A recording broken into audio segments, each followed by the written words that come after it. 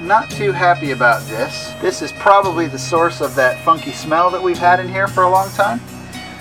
You would think if the leak was coming from above, there would be like a line going down and then spreading out, but it's just on the outside, or just on the bottom, I mean, so I don't know. I'm not sure where this is coming from yet, but I could hear a faint drip behind that wall. So I'm going to guess that the source of this leak is that little exterior panel that allows you to access the refrigerator from the outside of the vehicle. I'm thinking this has to be the source here. It's got to be coming in through this or somewhere down along here. Either water's getting in or it's getting in up here and dripping down onto this metal pan that's in here.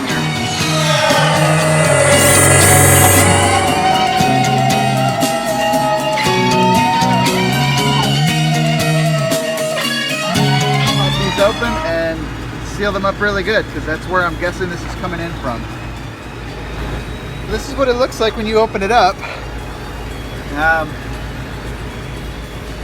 This all looks okay as far as I can tell, but this does look like it could be the source of where the water is coming in.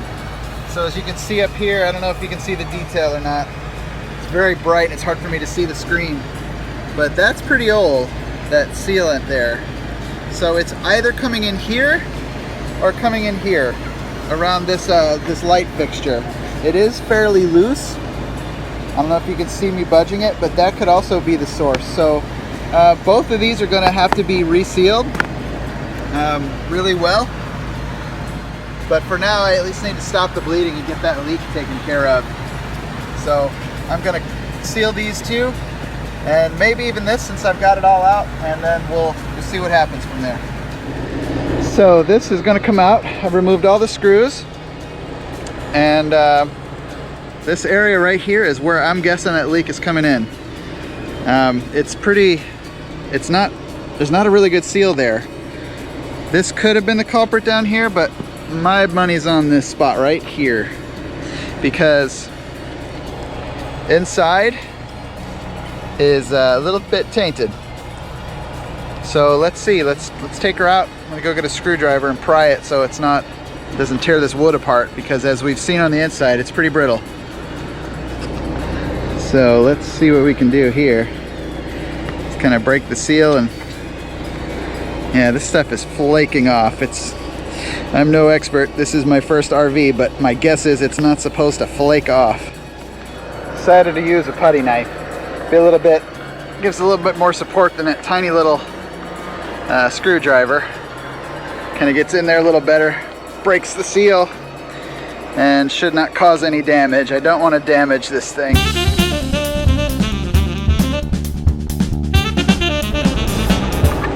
So I decided I was going to tackle the decals, and my best option that I've found through researching is a heat gun.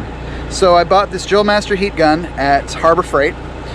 I don't remember the price, probably around 20 bucks. But basically I use one of these deflector nozzles that came separately.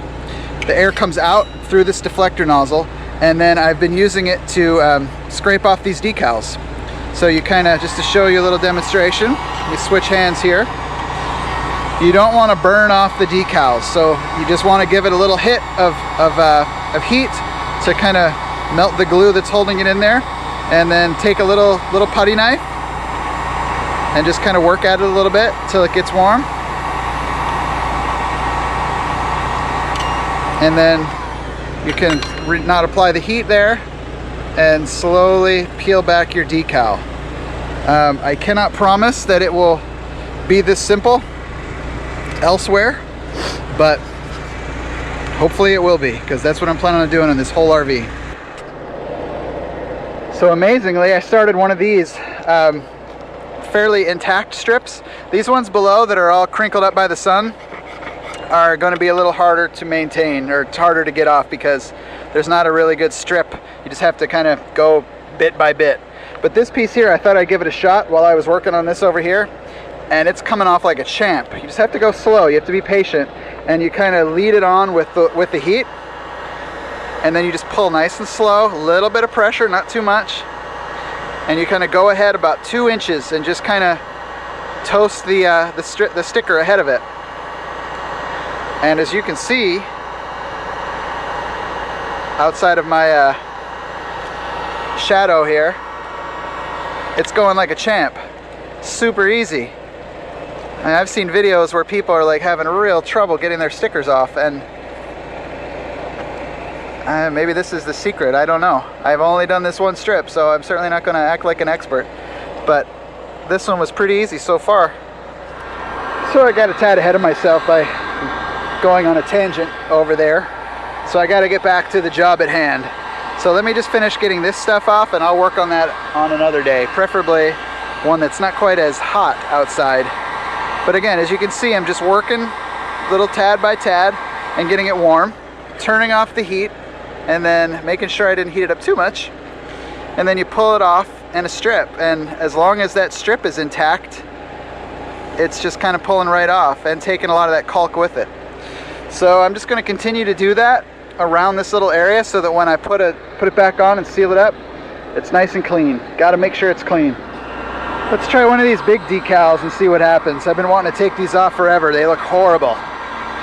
Nothing that shows the age of an RV like these old junky decals that are all sun cracked and old. They just look terrible. So let me try to get one of these off and see how that goes. So let's apply the heat like we've been doing, and just work just a little bit in your finger. Oh yeah. And it's just, as you can see, it's sliding off like your back skin after a sunburn peels. And I have to admit, this is kind of it's kind of fulfilling to do this. It feels good. It's like a challenge to get the biggest pieces possible. I'm like just kind of touching the metal to it just to apply the heat directly to it. I'm not going to heat it too much because then it starts to bubble and then it doesn't come off. And I'm just trying to get off as big a piece as I can, and then I'm going to get back to the job at hand. But this is kind of good to know if you're tearing decals off of an RV. A heat gun and a putty knife work like a wonder. To get these little pieces off here, I put a little flexible scraper blade on my multifunction tool, and it's making quick work of it, but just be careful because it'll like scrape up your side of your RV. The trick is you've got to have a really light touch because it will gouge it. If you push in too hard, it'll cut right in. So be very careful and do it lightly. But this piece goes right into here. But before you put it back and before you screw it in, you've got to lather this thing with caulk. So I'm going to put a good bead all the way around here. It's got to cover the screw holes so that when the screws go in, they have caulk around them as well so that there's no open spots. That was the cause of this leak here, was up here, was kind of cracked away over the years. So I'm going to put this on tight once and for all. And while we're doing it, I'll take care of this guy. I'm not going to mess with him for now.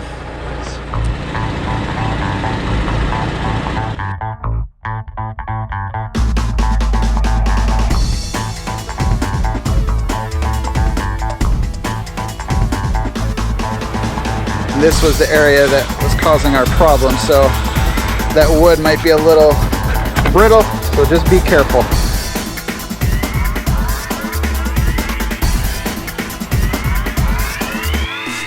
I saw a great tip from the RV geeks. You just take a toilet paper roll and you just kind of roll it into here and scoop the caulk right up into the toilet paper roll and just work your way around, and it takes care of all the excess that accumulates, so you don't have to worry about that, and it gives you a nice rounded edge. And the blue tape that's on there keeps it from spreading all over the RV. So as you can see, it's just loading it and loading it and loading it, and I'm trying to do it all in one big go here. There's not a lot below. Most of the caulk from below went up into it, and I'm totally fine with that because I want it in there. But that's better than being all over your hands. It gets scooped right up into this toilet paper roll and voila, a lot easier. And now the trick with this is to pull this off while the caulk is still wet, because otherwise you'd have to clean that off. Now, as you pull the tape off, peel the tape off, cleaning it. But again, the tip is to do it while it's wet. So as you can see, I've dried it out, bleached it really well several times, and this is what we have to work with on the inside. So I'm gonna give this a day or two, see if I have any more leaks or anything, and then I'm gonna patch this up next weekend probably. But that's pretty sure where the source is, but I'm gonna leave all the wood and everything there and just hope it dries out. So here's the interior area where I just put a little dab of caulk on there to stop the bleeding. And there's a reason why they don't recommend that. You can see the light coming in. So that is where the water came in. It was different than our former leak. The other leak didn't really have you couldn't really tell where it started from, but this one was pretty obvious. It came from here and went right down and spread. So this one should be fairly easy to fix, I hope. Knock on wood. So let's get to it. Let's get rid of this caulk, and then I'll show you what I plan on using. So for the patch that I'm planning on using, I'm using this. It's called Fiberglass Rigid Patch. This particular patch has 3 different patches in there of different sizes, but there's a small patch in there that I can use. And I've used this once before in an earlier episode. I had to patch an area around the engine area in the firewall. But I used one of these for that, and it's worked fantastic. It's held up so far, but it's really easy to use. It's a little messy. Comes with rubber gloves. But you basically, you mold it into place to take the shape of the area you're trying to patch. And then you let the sunlight work. And the sunlight hits it, ultraviolet light, and it hardens it within a few minutes to, feels like steel. I definitely like this product, Fiberglass, and recommend it. I hope it works with wood. So we're going to test that out and see. But it should. It sticks to pretty much to darn near everything. So let's go ahead and install this this fiberglass patch. And like I warned you before, it is messy. These things are super sticky. They're covered in epoxy, which is kind of the magic formula and the secret sauce that makes these things work. But it'll get all over you. So these come with rubber gloves. I have my own. I've got a whole big box, so I'm going to go ahead and put these on. So definitely don't ignore the advice to put on protective covering, because they are slimy and sticky. So when you open this up, you'll see there are several different sizes in here. There's a little bit of sandpaper to clean the area, to sand it down, which I already did with my abrasive tool there, so I'm not going to mess with it. This one has 2 left, the middle size. There's a long skinny one and a smaller one. I'm just going to use probably this long patch. Just cover as much area as possible to make sure nothing gets in. There's reflective covering, because like I said before, the minute ultraviolet light hits it, it begins to react and begins to harden. So that's the key. You've got to have sunlight to make this work. If you're doing this in your basement or in a dark room, you have to use an ultraviolet flashlight to be able to activate this. So make sure you have some source of ultraviolet light. But if you have windows, like in this RV we have windows, that should be good enough. So that's what worked before. So once you're ready, because this will work very quickly, then you're going to want to rip open this bag right here, and here's what you'll see on the inside. It looks like a black garbage bag, but inside of this black garbage bag is a piece of fiberglass that is wrapped in this black, because again, the second this sees sunlight, it's going to be used. So as you open it up, you can see right here, it kind of almost looks like honeycomb. This is the piece. So you want to take this, and there is also another sticker piece on it, this black one, and this is the side that you want to use. So you want to take the black piece, you want to slide it off. On the side closest to me, there's actually a piece of cellophane that is clear, but in this case we want to slide the black off. So you just peel it right off, and you'll see all the nice little hairs. So now you want to take this and you want to stick this thing into place. It's already beginning to harden because it got in that bright light, which is not good. just in the amount of time it took me to flip the camera around, it's already starting to harden, which this may actually not work. That's not good, because I need a patch.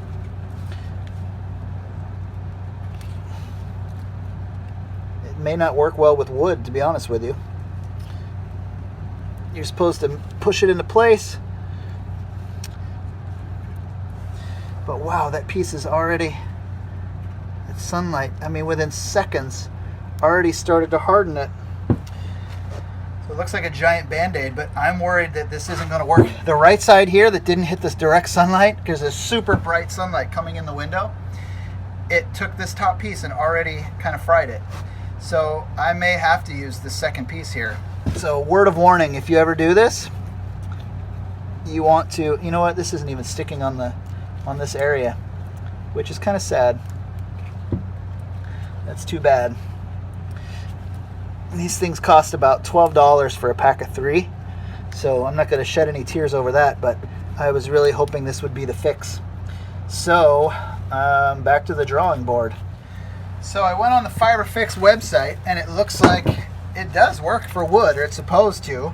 So I'm going to give it one last shot with my last remaining patch, and I hope it works, because I don't know why it wouldn't work. It should work just fine. So let's try again. So we open her up. This time I am not going to put her anywhere near the sun. I've already shown you what to see, so let's make this super duper fast. And you just kind of hold it in place.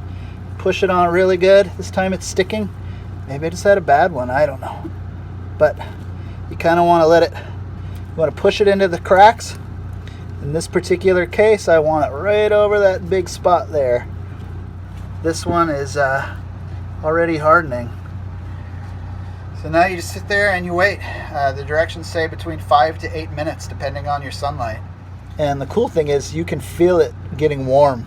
It just kind of starts emitting heat, which lets you know that it's working. So that's pretty cool. The last one did not do that, so maybe I had a dud, I don't know. But this one is working perfectly. So unfortunately I wasted one there because it just didn't work as advertised, but this one is working perfectly. So just be patient, let it go, and enjoy the warmth.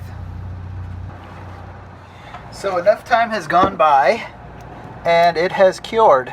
So there's a tiny little plastic film that you then pull off, and now it's good. It can be sanded, painted, whatever, but yeah, at this point it's pretty much cured, and hopefully it will seal out the water. But I'm going to go on the other side and apply a little Bondo and fill the hole from the outside too, just to double be sure nothing's coming in. Plus it'll cover up that crack.